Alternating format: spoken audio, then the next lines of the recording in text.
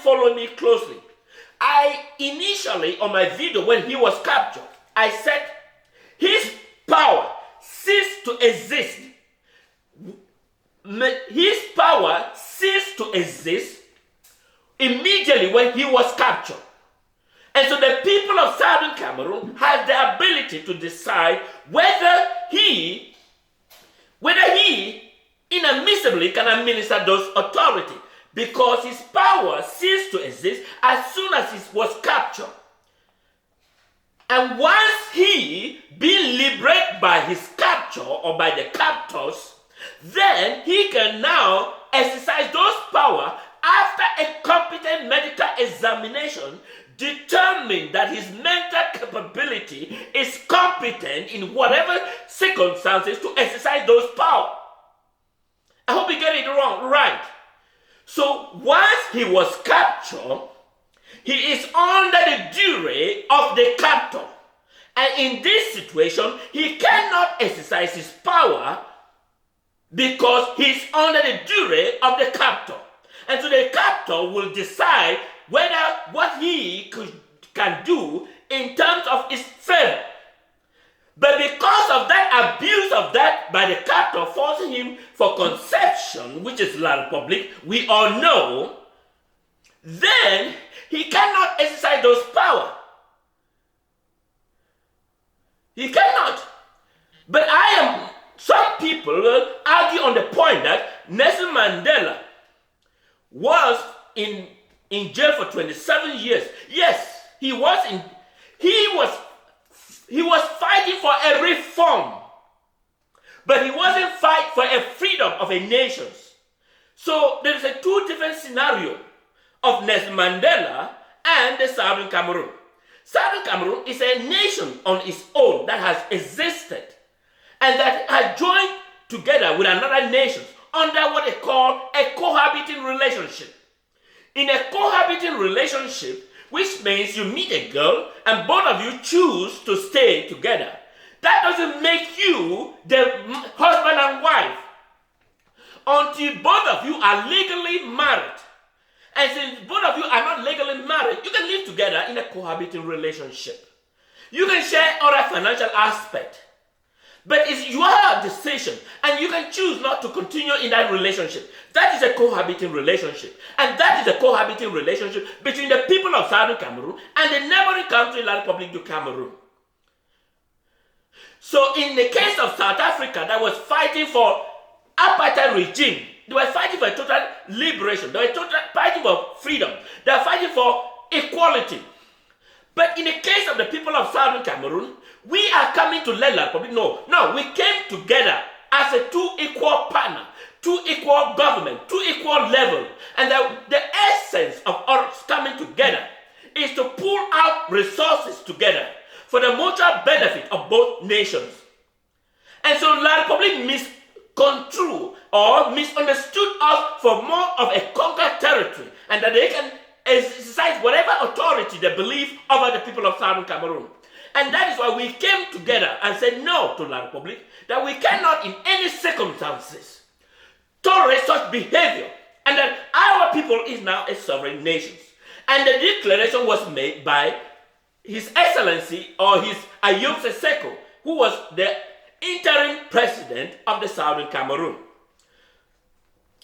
So when the captor captured the interim president, they felt that that was all. So if he is being liberated, and after competent medical examination, we determine that he has the ability to exercise his authority, then he can regain his position as an interim president of an Ambazonia. And as an interim president of an Ambazonia, his authority will cease to exist as soon as we elected a new government by the Southern Cameroon in ground zero. I hope you get it.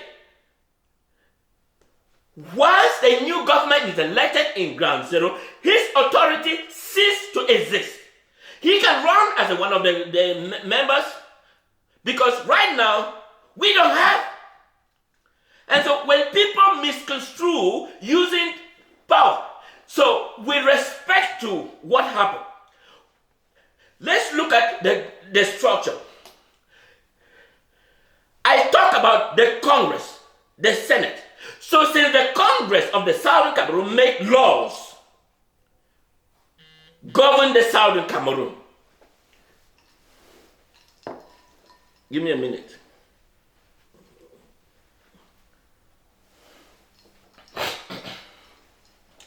Since the Congress of the Southern Cameroon make laws, govern the people of Southern Cameroon, if they determine, let's say in the case of what is happening now, so if the Southern Cameroon or the Ambazonia determine that the current leadership or the acting president of the Southern Cameroon has had misappropriation of financial aspect or whatever, then the Congress will have the power. In other words, I initially said a congressional decision will be elected by the people during a meeting that will be held. And that meeting will elect and they will draft a constitution. That constitution will guide the interim constitution. Get me right. The interim constitution. Because once we get to Boya, that constitution will cease to exist, because once the people in Southern Cameroon, in Ground Zero, elected their officials, they will draft a new constitution that will become effectively. And once it became effective, that interim constitution that was drafted will become ineffective. I hope that makes clear. So let's say there was a financial misappropriation with the current leadership. Another group cannot just go and sit and say we disband or we suspend the acting government. Let the Constituent Assembly or the Congress meet and deliberate on whether the current executive merit to be in power. And in doing so, they will decide. And that is why when you see what we have, they call the Restoration Council. But I want the reality, what they call the Restoration Council. But I call that we should create a structure that we are going to maintain forever. Let's have a Congress, a Constituent Assembly or a Constituent Congress. A Constituent Assembly or a Constituent Congress. Because that we will make us clear that there is a law-making body of the Southern Cameroon. Because when we have a Constituent Assembly or a Constituent Congress, that Constituent Senate or Constituent Congress will meet. We are in the advent of technology. In the advent of technology, why don't we take it for our advantage? So in other words, when the Congress or the Constituent Assembly meet, they should have a criteria why they are meeting, like in the urgency of this crisis, of this magnitude that we currently have. They should have meet and allow the general public to watch their debate that is going on, whether the current active president is competent to execute his duty in the absence of an interim president and Seko. I hope that makes sense.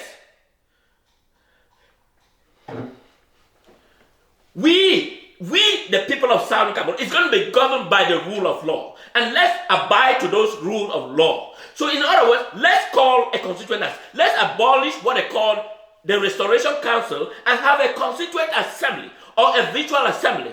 And let's have a reality. And let them be function independent from what we have. And let's have a judiciary system. A judiciary system not by appointed by... Once it's appointed, it becomes executed its power, so long as it's specified in the constitution of the interim constitution of the Southern Cameroon. Why I call it interim? In the sense that once we get to Boya, that after an elected constituent assembly, they will vote a new law and that will cease to exist.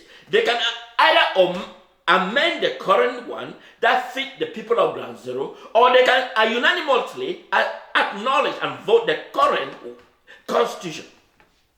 With respect to the federal structure, we don't have a structure. We call the Federal Republic of Ambazonia. Whereas in our structure of government, we don't have the federal government. We don't have the federal structure because we have what they call the secretaries. And in the secretaries, we have the county by county. So where is the state level? So there is something missing here. So we need to sit together and redesign a structure of Southern Cameroon. Because this is just beating the forest without coming into reality. We are calling ourselves the Federal Republic of Ambazonia in the sense that we don't have this federal structure. And so that is why it is important that we have a new legislature, or we convene a legislature, and that people, we can meet in anywhere, and we elect officials. That officials, we can amend the current constitution that has been drawn and put a federal structure, because when we have the county by county, there's no state. There is no state. So whatever it become a monster, if the county by county grew up to become a monster, and later on you institute a federal structure, then they would say, no, they've been running the government. By then, there was no federal state. How would you want to institute, say, state? So that is why we need to build everything from square one. Let's get a state, let's get a county, and let's get an organigram. The organigram will give the structure of each of these governments. So one will immediately understand where they belong.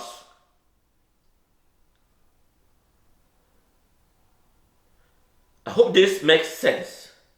I am going to be talking more about the structure of the Federal Republic of Ambazonia, a model form of government that is expected, and how it can be functions. I know it can be very confusing, but I am going to be talking more about the structure of the Federal Republic of Ambazonia.